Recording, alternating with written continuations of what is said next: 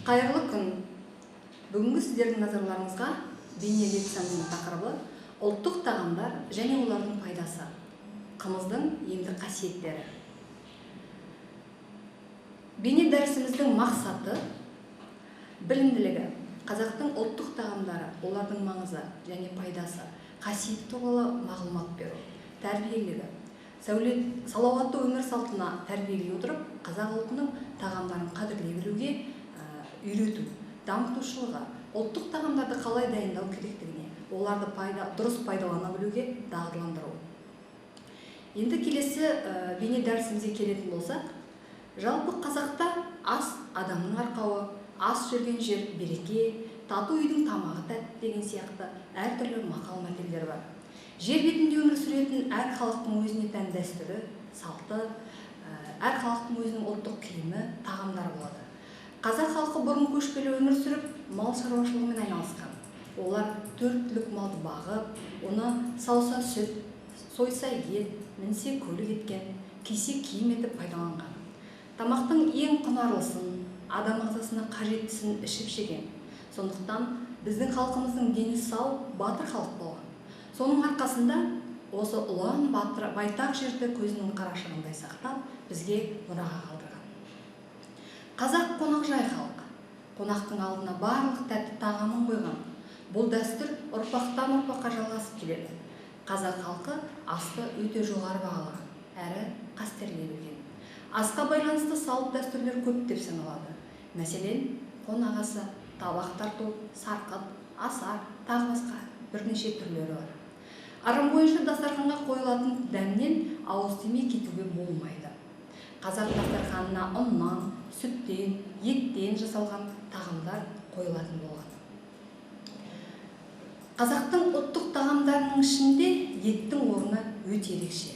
Ет дәмділігімен және өзінің құрамындағы адам ағзасына пайдалы белоктық заттармен құнды. Үлкен тойларда, тағы басқа жиындарда мал сойылып, меймандарға табақ тартылады.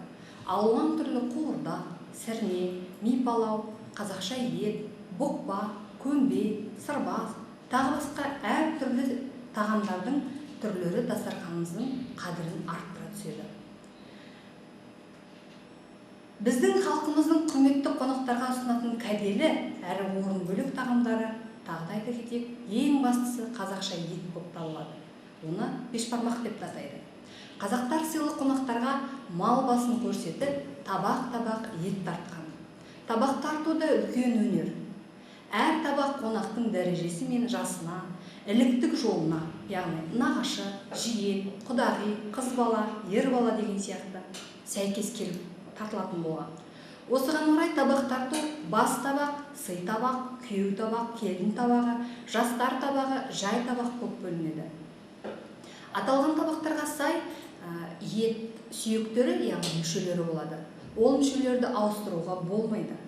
Бас табаққа бас, жамбас, омыртқа, қазы, қарта, жал, жая сияқты кәделі мүшелер салынатын болған. Іліктік қатынасқа қарай қарттарға жамбас ұсынатын болса, орта жастағыларға ортан жілік, омыртқа, күйеу мен қыздарға асықты жілік, төс, тақ сол сияқты рет-ретімен берілетін болған. Мойын омыртқа, тоқпан жілік, ірі малдың жамбасының шұқыршағы, жауырын сияқты сүйектер, яғни мүшелер қонақтарға тартылмайтын болған. Осы ет тағамдарының бірнеше түріне тоқталатын болсақ, жаңағы бешбармақтан бастап, кейін қуырдаққа келетін болсақ. Қуырдақ соғыммен бірге жасалынатын кәделі әрі дәстүрлі тағам болып табылады. Соғым сойылған үйде сұрт бетпенен өкпе бауырды, бүйректі, майлы, ішек қарынға араластырып қуырып пісіретін болған. Ал сірнені болса, жас төлдің етінен пісірілетін дәмді тағам болған. Қозы мүшесін жіліктеп, қазанға салып, үстіне бие сүтін немесе жаңа тартылған сұйық қаймақ құйып, тұз салады да буын сыртқа шығармай, бұқтырып, жаймен қайнатып пісіреді. Ми палау, мидан дайындалатын тағам. Бастың миын алып, оған бауыр, құйрық майы, бастың құйқасын әбден араластырады. Қымыз, айран немесе сүзбе қосып, майлы сорпа құйса, ми палау өте дәмді де керемет болып шығады. Келесі ұннан жасалатын қазақтың ұлттық тағамдарына келетін болсақ, бұл нан тағамдары. Яғни нан қазақ қауымының салтында қасиетті де киелі ас. Оны жерге тастамайды, үстінен аттамайды. Нанды бір қолмен үзудің өзі күнә болып саналады. Қазақ дәстүрінде көрші болғанға жетшілік тарату секілді үлкен наным сенімнің қалыптасуы да осы нанға деген ерекше құрметтен шыққан болса керек. Ұлттық дастарханымызда ұннан жасалатын тағамдардың бірнеше түрін ұсынады. Мыжыма, қиқша, шелпек, табанан, төп, бөртпе, бүркеме, бауырсақ, құймақ, қарма, бәтір нан, тағы басқа да нанның түрлері болады. Бауырсақ дегеніміз күнделікті өмірде пайдаланылатын ұннан жасалатын нан тағамы болып табылады. Бауырсақты шай, қымыз, шұбат ішкенде дастарханға салынады. Оны қамырды ашытып та, ашытпай да дайындауға болады. Табананға келетін болсақ, ұнға май, сүт қосып иленеді. Қамырды бір табанның үстіне екінші табаны төңкеріп жауып, шоқтың қоламтасына көміп пісіреді. Оны пешке де, немесе қазіргі кезеңде духовкаға пісіруге болады. Егер таба қоламтаға көмілсе, оны аудару керек. Табананды ашытып та, ашытпай да пісіруге болады. Салма асқа етке салынатын ұннан дайындалады. Салманың аты әр жерде әртүрлі болып аталады. Салма, кеспе, жайма, шелпек, нарын, үзбек, тағы басқа. Салманы сорпаға не суға қатты етіп қамырдан дайындайды. Қаттама нанның өте дәмді түрі. Май, жұмыртқа, сүт құйып, қатты етіп иленген қамырды жұқалап жайып, жайманың бетіне май жағады. Оны оқтауға орап, пышақпен бірнеше бөліп, әр бөлікті қайтадан жаяды. Бөлшектелген нан қазанда қыздырылған майға қуырылып пісіріледі. Сонда шелпек қатпар-қатпар болып өте дәмді болып піседі. Келесі сүт тағамдарына келетін болсақ, бұл сүт тағамдары да қазақтың ұлттық тағамдарына жатады. Қазақтың ұлттық сүт тағамдары сүт, уыз, сары май, айран, құймақ, қаймақ, қатық, қойыртпақ, қорықтық, құрт, ірімшік, сүзбе, іркіт, қымыз, шұбат, шалап, тағы басқа. Сиыр, қой, ешкі, түйе малдарының жаңа сауылған, пісірілген және шикі сүттерін пайдалана отырып, қолма-қол ішіп жеуге, белгілі бір мерзімге дейін және ұзақ уақыт сақтауға болатын түрлері жасалынады. Сүт тағамдары қазақ халқының ерте кезден дайындауында өзіндік тәсілі бар, дәмді де, бағалы, ұрпақтан ұрпаққа жалғасып келе жатқан құнды тағамдарының бірі. Құрт бұл сүт тағамдарының ең бір көнесі. Құрт сиыр мен қой сүтінен дайындалады. Құрт ұлттық құнарлы сүт өнімі. Әдетте оны қысқа әзірлейді.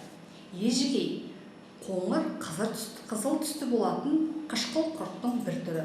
Оны дастарханға сары май мен қаймақпен ұсынады. Ірімшік, кептірілген сүзбе. Қой мен ешкі сүтінен дайындалатын ірімшік қазақи дастарханның көркі болып саналады. Уыз, жаңа туған сиырдың алғашқы сүті. Қазақи дәстүр бойынша уызға тойған жас төл өсімтал келеді дейді. Балқаймақ, балғын қаймақты майын шығармай, баяу отта қайнатады. Оған бал не қант қосса өте дәмді болады. Жалпы қазақтың дастарханында болатын негізгі ұлттық тағамдарының көпшілігі ұлттық тағамдардың ет тағамдары болып саналады, сүт тағамдары және нан тағамдары болып саналады. Келесі бөлімімізге көшетін болсақ, бұл қымыздың емдік қасиеттері. Қымыз бұл бие сүтінен дайындалатын сусын. Қымыз жылқы терісінен тігіліп, әбден толығы түтіннің ысы сіңген сабада, не болмаса алғы ағаш күбіде ашытылады. Қымыздың ашытқысы қор деп аталады.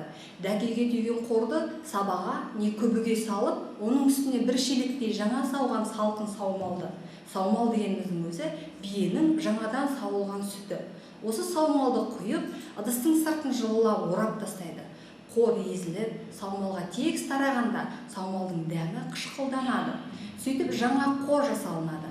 Жаңа қордың үстіне салқындатылған әйтпесе қымыз ірімдіктен кетеді екен. Саумалды құйып, әр жолы саумал құйылған сайын піспекпен жарты сағаттай пісіп отыру керек. Қымыз ашытылатын ыдыстың ішіне қойдың сүр құйрығын не болмаса жылқының сүр қазысы мен семіз жаясын салып жіберсе, қымыз майлы әрі жұмсақ болады. Әдетте қымыздың өзінен де май шығады. Ол май қаралтқымданып, қымыздың бетінде қалқып жүреді. Іңірде пісірілген қымызды жылылап, қымтап қойып, келесі күні биенің бас сауымы сауылып болғаннан кейін ғана қотарады. Қымыздан бір күнге жетерлік мөлшерде қотарып алғаннан кейін, оның орнына қайта саумал құйылады. Бұл үрдіс бие ағытылғанға дейін осылай жалғасын табады. Қымыз қотарғанда дыбыстың түбінде жетерлік мөлшерде қор қалуға тиіс. Қымыз дайындау шеберлігіне, сүттің тегіне, уақыт мезгіліне қарай бірнеше түрге бөлінеді. Осыған орай оның атаулары да әртүрлі болып келеді. Мәселен, уыз қымыз. Биені алғаш байлаған кезде ашытылатын қымыздың аты бұл уыз қымыз деп аталады. Мұны бие бау деп атайды. Бал қымыз. Әбден пісірілген, бойнақ жылқының не қойдың майы сіңген бапты жұмсақ қымыз. Мұндай қымыздың өңі әдеттегі қымыздан гөрі сары әрі қою болып келеді. Бесті қымыз. 4 күн асып, ашуы мейлінше жеткен қымыз. Дөнен қымыз. 3 түнегеннен кейін қотарылатын, мейлінше ашуы жеткен қымыз. Жуас қымыз. Үстіне саумал, биенің жаңа сауылған сүті қосып жұмсартылған қымыз. Қымыз аса ашып кеткен кезде ішуге қолайлы болу үшін осылай саумал қосып отырады. Құнан қымыз. 2 түнегеннен кейін ғана қотарылатын қымыз. Бұл түнеме қымызға қарағанда күштірек болады. Қысырақ қымыз. Бірінші рет құлындаған қулық биенің сүтінен ашытылатын қымыз. Қулық биенің сүті жылда сауылып жүрген сары қарын биелердің сүтіне қарағанда әлдеқайда қуатты болады. Қысырақ қымызды әдетте ту қымыз деп атайды. Қысырдың қымызы бие бұл келесі түрі. Қысырдың қымызы бұл бие ағытылып кеткеннен кейін жем шөбі дайын адамдар қысыр биелерді іріктеп алып қалады да қыстай қолда ұстап отырып оларды сауады. Сондықтан бұл қымыздың аты қысырдың қымызы деп аталады. Сары қымыз. Сары қымыз дегеніміз шөп пісіп, биенің сүті қоюланған кезде ашытылатын қымыз. Бұл жазды күні қымызға қарағанда қою әрі өңі сары болады. Сірге жияр қымыз. Бие ағытылар кезде ең соңғы қымыз. Бие алғаш байланып уыз қымыз ішерде бір той болады, оны қымыз мұрындық деп атайды. Бие ағытылып сірге жияр қымызды ішерде тағы бір той болады. Бұл сірге жияр қымыз. Түнеме қымыз. Ескі қымыздың үстіне саумал құйылып, келесі түні тағы бір түн асқаннан кейін қотарылатын қымыздың түрін атайды. Бие сүті мен қымыздың шипалық және емдік қасиеттеріне тоқталатын болсақ, бұл әрине зерттеліп келе жатқан дүние.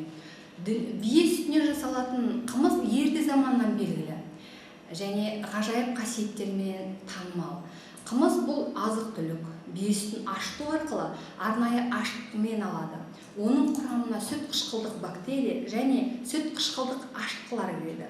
Тек бие сүтінен дайындалған қымыз нағыз қымыз деп атауға болады. Қымыз дайындалғанда қымыздың құрамы өте жоғары, жеңіл